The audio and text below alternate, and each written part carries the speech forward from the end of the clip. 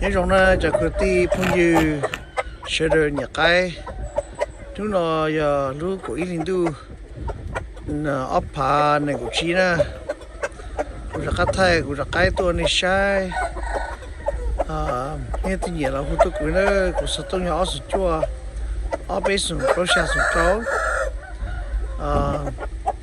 nhau là thiên sĩ nè nên hút thuốc của nó của sáng nhẹ sẽ vô là hút thuốc cho bọn nó cho tụi cái là ít tụi cái cho ít hàng á cho nó mà ít lo hè xuyên cho tụi cái để để tụi cái để tụi mình gì ai gì na tụi cái nó mua đi gì li tụi mình gì là lúc đó tụi ta tụi yếu cơ chứ bây giờ tụi một món nó thì ta tụi yếu cơ chứ nè tụi nó tuyển đấy cơ trong gốc nữa tụi cái nó xe mua tụi cái nó mua xe跑的这有个一跑老对么一跑呢tụi cái nó先戳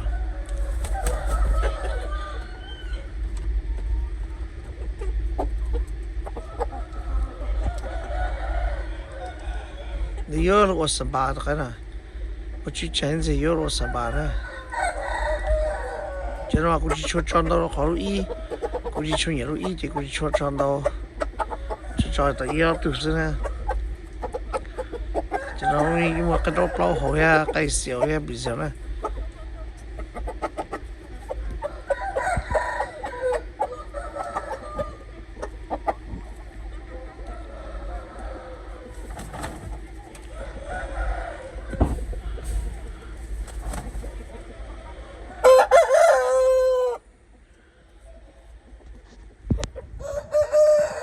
cái nó thế thì nó thái chạy rồi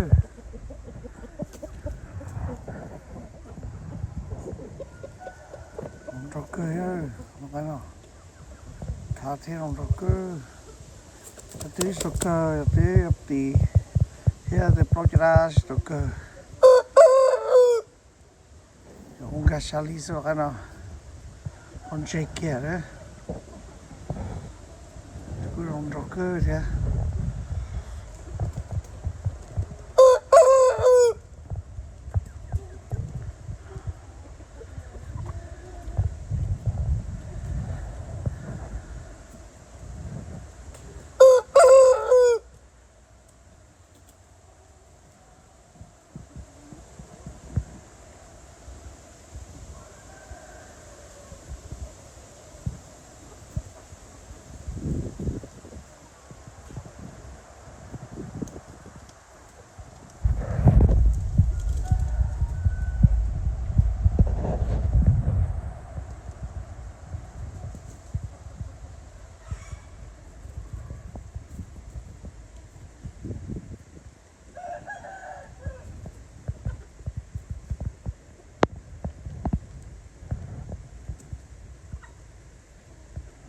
nhìn cho nó cái nó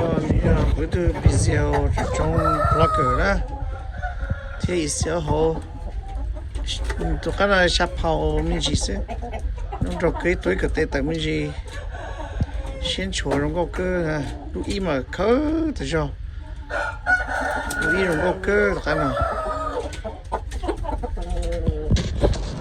看黑脸的看呐，就对做就对保持到个，俺都对厉害，做咩就够了，就那么下跑下里倒进去呢。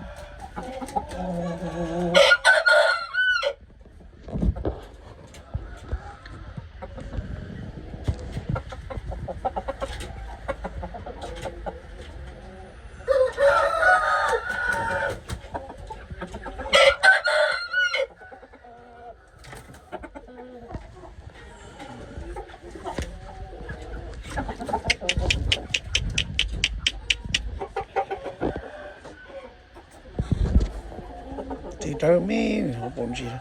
số ó mà thì trời đâu rồi cái nào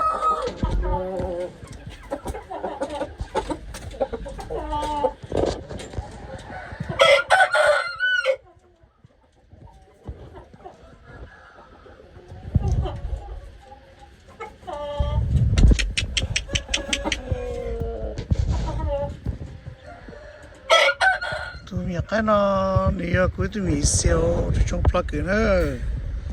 tụi nó sử dụng câu here cho tư rồi xa hiện đấy siêu nữa cho nó mà xong áo mà tì đất bầu trong câu nữa xong ý nó tì đâu hết mình chỉ đến đâu hết từ đó hết mình chỉ đến đâu xong áo mà từ hết tì mà số chuyện xí này cho nên mình siêu lia không có cơ thì nó từ ta tạo cơ thì ta tạo cơ bao cơ ta thôi cái nào tôi mới gì ở xa lì tàu đó thôi cái nào thì siêu phi tít tê tuổi này để bao tôi cơ sai luôn không có cơ theo mình siêu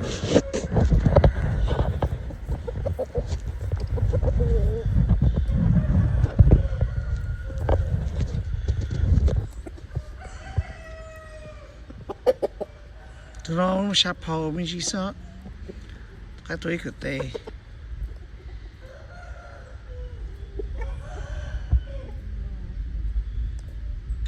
xì chicken rồi cái nào thế thì xì orange chicken là gì xì lia orange này tụi nó nó cho rồi cho nó cho nông ít xíu cũng yun thế rồi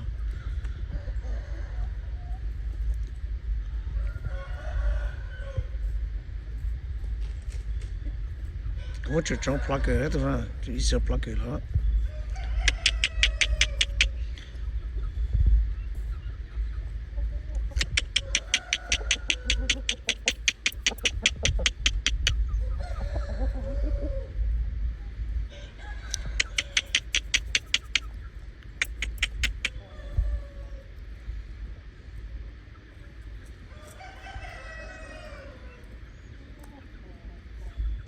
nó này cuối thì miệng cái đắp lâu nữa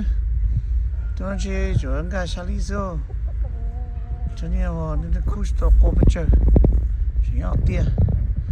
nhưng mà có quay cắt cho chồng một nó sẽ được sao nhìn cái nông đo đấy nào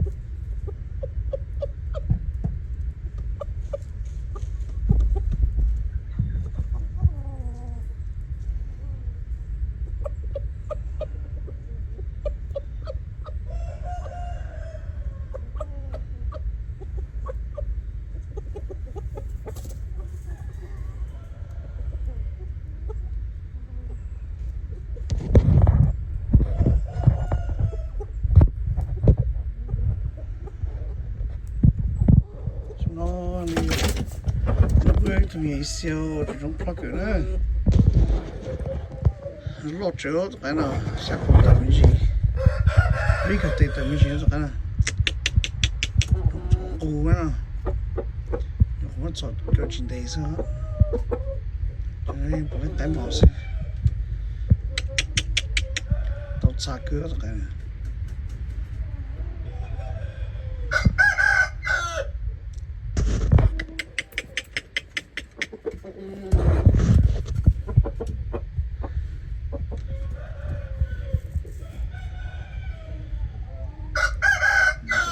Good, huh?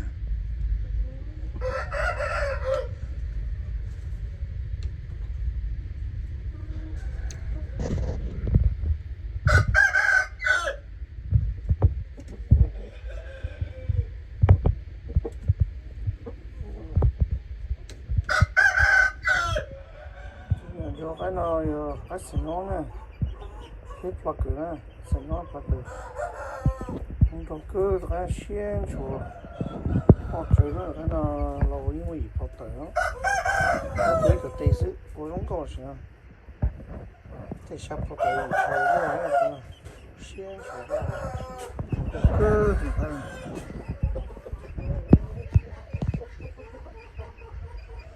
这这好照例当时啊，老几十个啊，老做么大公司。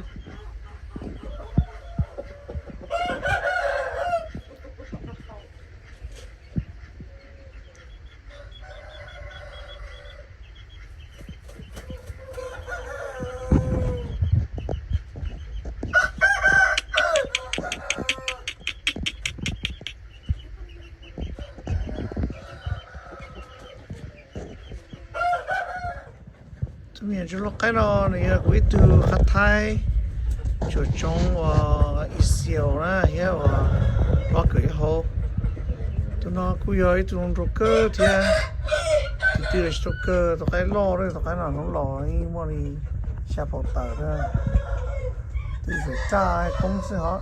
就对厉害就对话，包的是炸公司哈。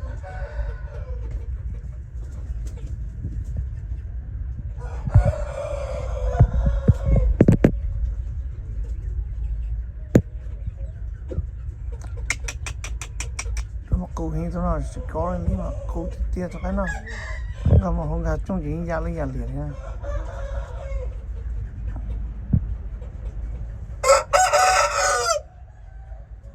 con chơi cơ thì ha